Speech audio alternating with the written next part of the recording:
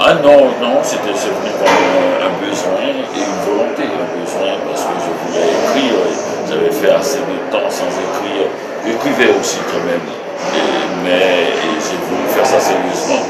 Et puis une sorte de volonté, je me disais, c'est la seule chose que je sais faire. Si je ne veux pas continuer à l'usine, il faudra bien que j'exploite cette possibilité-là. Je n'ai pas dire ce talent-là. Voilà, je me suis mis. J'ai acheté une machine à écrire, une Remington, j'ai écrit. Et ça a été facile au Canada Ah, moi, les choses ne sont jamais faciles pour moi. Alors, donc, je ne peux même pas dire si c'est difficile parce que je m'attends à ce que ce soit pas facile. Et je m'attends à travailler. Je trouve que c'est une bonne chose. C'est une bonne hygiène. Et de ne pas avoir les choses comme ça qui tombent du ciel. Donc, quand un éditeur me dit que mon manuscrit n'est pas encore bien, je le vois et puis je recommence. Donc, je ne me souviens pas que c'était plus difficile que ça. Mais je me souviens d'être dans la volonté de quelqu'un qui veut faire quelque chose, qui veut écrire un livre. Écrire un livre, ce n'est jamais tout seul. Les gens qui n'aiment pas d'ailleurs vous rendent service des fois et ils vous poussent à remettre en question votre livre, votre manière finalement de voir le monde.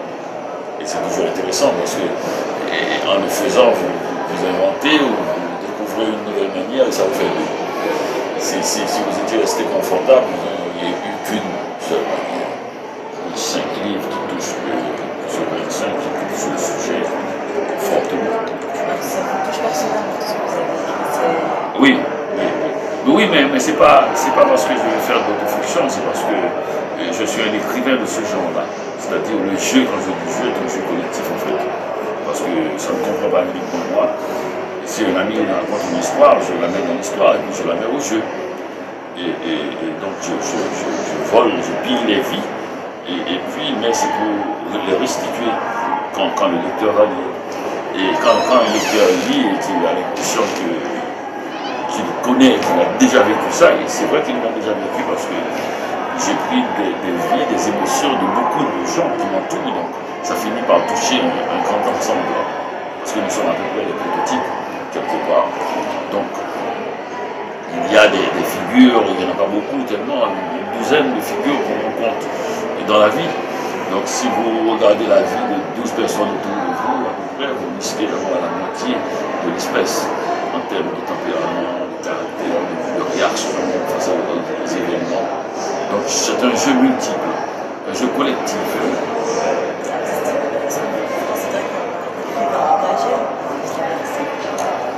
D'abord, je ne me considère pas du tout. Je ne me considère pas. Et j'ai passé longtemps sans même savoir que j'étais vivant. Pendant très longtemps, je n'étais pas au courant de moi-même.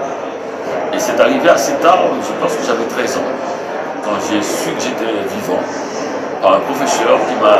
Comme j'étais très silencieux, les gens ne faisaient pas attention à moi, et moi j'écoutais tout le monde. Donc c'est pour ça que j'étais une sorte de gros appareil qui absorbe des émotions, des sons. Donc je ne me suis pas considéré. Je crois que ça me reste un peu, ça me structure un peu. Je suis absorbé par les autres. Et je ne peux pas savoir si je suis un écrivain engagé ou pas. Et je l'ai dit d'ailleurs dans ce livre, je suis un écrivain japonais qui donne une impression de ce que je veux dire. Quand je dis que je ne me considérais pas, je dis que je viens du pays de mon lecteur. Quand un japonais me lit, je deviens immédiatement un écrivain japonais. Quand un Algérien me lit, je deviens un écrivain algérien. Parce que le lecteur, pour qu'il se retrouve dans moi, qu'il puisse continuer la lecture, il n'a pas lu une lettre de 3 pages de sa mère, il la trouve longue. Pour qu'il lise 300 pages de quelqu'un qu'il ne connaît pas, il faut quand même qu'il y ait une participation active, et cette participation vient du fait que ce lecteur retrouve des éléments de sa propre vie. Et je trouve que dans ce cas-là,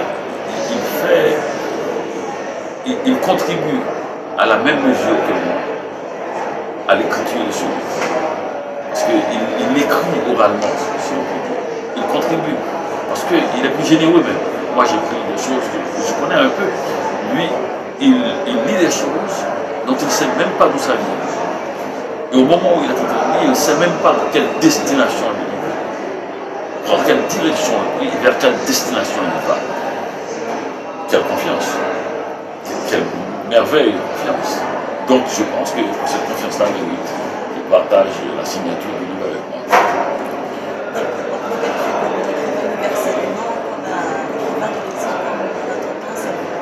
Oui, on se trompe totalement. J'ai beaucoup lu aussi. J'ai beaucoup lu. Et comme je n'ai je ne choisis pas mes écrivains par rapport à la race, à la classe, à la couleur ou à l'origine. Donc, tous les livres que j'ai lus aussi continuent aussi à nourrir en moi et à faire de moi ce rêve humain qui est que tout le monde soit tous les autres.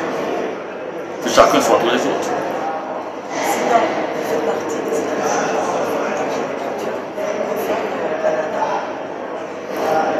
Francophone, oui je sais, oui, mais je ne suis pas du tout dans cette histoire-là, pas du tout.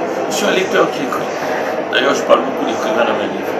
Et c'est tout ce que je voulais faire connaître des écrivains. Et je pense que je le dis souvent à des gens, au lieu d'écrire un mauvais livre, il vaut mieux en lire un bon. Et encore mieux, à un écrivain, au moins, soyez celui qui a fait connaître au moins un écrivain dans votre vie. Et qui l'a fait aimer. Moi, je parle beaucoup des écrivains. Littérature migrante, francophone, tout ça me passe par-dessus la tête. Même d'expression française, même de langue française, tout ça me passe par-dessus la tête. C'est l'émotion qui immédiatement, qui peut passer par une langue, qui contient une culture bien sûr, qui contient un lieu bien sûr, et des visages bien sûr, mais tout ça n'a de sens que si une émotion surgit. Et cette émotion-là, c'est le sentiment universel. Elle est hors de toute langue folklorique, elle est hors de tout lieu d'origine, elle n'arrive pas souvent. Quand elle arrive, elle est toute simple, elle n'est pas trafiquée, elle est là et elle n'appartient plus à personne, même pas à celui qui écrit. Et Borges, mon écrivain préféré, il disait d'un texte d'un ami qu'il aimait beaucoup, il dit ce texte est si beau qu'il mériterait d'être anonyme. Parce que ce qui est beau n'appartient à personne, mais à l'espèce, à tous ceux qui peuvent l'ouvrir. On devrait même au fil des années effacer les noms des auteurs, comme les enfants font d'ailleurs, les enfants sont fichés des noms des auteurs. Quand on était enfant, c'est après qu'on a su que c'était Perrault qui avait écrit des histoires. Personne, c'est pas un être humain qui a écrit Cendrillon. Personne n'a pensé que quelqu'un a écrit Le Chaboté. Il y a des adultes qui sont dans les histoires comme ça, et qui laissent. Donc comme les enfants, je pense qu'on devrait au fil des siècles, quand ça fait un siècle, effacer les noms de tous les auteurs pour laisser tout simplement le livre lui-même.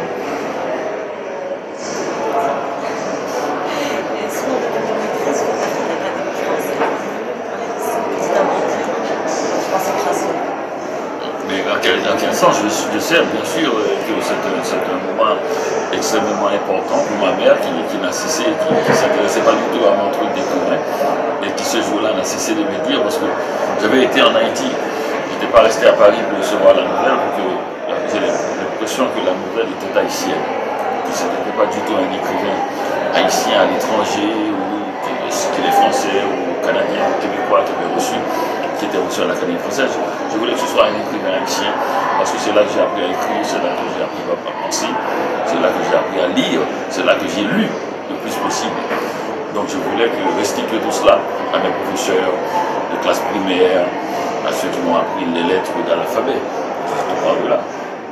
Sans les lettres de l'alphabet, il n'y a plus rien. Donc, je voulais que s'il était là, qu'il me voie immédiatement à la télévision haïtienne, et qu'il voie et qu'il s'identifie. Et ses professeurs s'identifient, ses gens, tous mes voisins, tous ceux qui m'ont aidé à l'école, et tous ceux qui m'ont tendu la main, qui m'ont donné une mangue, et un après-midi, qu'ils sachent que ça fait partie d'eux, qu'ils ont contribué à cela. Et pourquoi? Parce que j'aime beaucoup le Québec où je vis, Montréal, mais je trouvais que la situation haïtienne était dramatique ces dernières années. Tremblement de terre, et que ce pays blessé méritait une bonne nouvelle.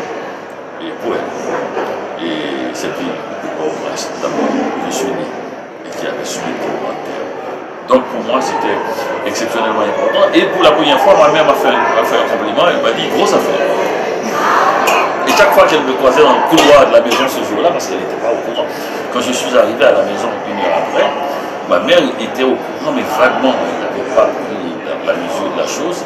Ma soeur n'arrêtait pas de lui dire, écoute, c'est le nom de ton fils à la radio, il entend l'Académie française. Pour elle, c'est que peut-être j'avais reçu un petit prix de l'Académie française, ou bien je parlais de l'Académie française. Alors quand je suis arrivé, je lui ai dit, et comme elle lisait beaucoup, les académiciens, quand elle était jeune et qu'elle pouvait lire vraiment, et elle aimait lire Historia, il y avait plein d'académiciens, Pierre Cazot, de l'Académie française, c'était écrit. Elle m'a dit, ça va être écrit aussi sur ton nom, de l'Académie française. J'ai dit, oui. Ton fils est de l'Académie française, tout à fait. Tout à fait. C'est un collègue de Voltaire. Et là, elle a dit, grosse affaire. J'étais très fière alors. Ma maman était très fière de moi. Et j'étais très fier d'elle. Parce qu'elle est à l'origine de cette histoire. Je parlais des professeurs, mais encore plus haut. Elle remonte à la haute antiquité de mon enfance. Et votre grand-mère aussi, vous avez dit. Toute mon œuvre est placée sous le signe d'une tasse de café offerte aux gens qui passent. Ce que faisait ma grand-mère, qui est restée en moi comme le symbole le plus triomphal de la culture. Offrir une tasse de café à quelqu'un, c'est le plus haut point de relations humaines. Un bon café, hein. Le café de ma grand-mère, qui jamais n'a offert du café froid ou du café refroidi. Quand le café devient froid, il ne faut pas le réchauffer, il faut faire du café neuf comme on n'a jamais offert du café de seconde main. Comme certaines personnes vendent des voitures comme ça, auxquelles il ne faut pas se fier. Non, non. Il faut se fier du café de ma grand-mère, c'est un café offert avec du cœur. Et c'est pour ça que les gens le boivent. Généralement soulèvent leur chapeau pour saluer l'offrande et bavardent. Et ces conversations-là sont restées dans ma tête et m'ont permis d'écrire 2 livres au moins. Et là-dessus, l'odeur du café et le charme des après-midi sans fin, qui sont les après-midi que j'ai passés avec ma grand-mère et les après-midi que j'ai passés dans cette petite ville où j'ai passé mon enfance avec toi. Dernière petite question. Si dans vos livres sont adaptés sur quels albums, est-ce que vous avez déjà pensé à l'écriture en arabe? Surtout qu'il y a une grande communauté arabe au Canada. Et dans les pays arabes aussi, encore plus. Et encore plus encore en Algérie. Encore plus, il ne faut pas l'oublier. Il y a encore plus. Et bien sûr, quand on parle de traduction, on parle de nombre. C'est un des grands lectorats du monde. Et par le nombre, il faudrait bien qu'il y ait plus de lecteurs écrits. Oui, mais ce n'est pas le même ressort. Et c'est des propositions de traduction qui doivent être faites. Et si jamais les gens s'y intéressent, il faut s'adresser à Grasset, à qui j'ai proposé d'une certaine façon, qui est mon agent sur la question de la traduction. Grasset s'occupe de recevoir les demandes de traduction, de supposer, et puis après de m'en faire part pour savoir si j'accepte ou pas la traduction. Donc c'est avec plaisir. Aucun écrivain ne peut refuser une langue, surtout une langue maintenant qui couvre presque le tiers du monde.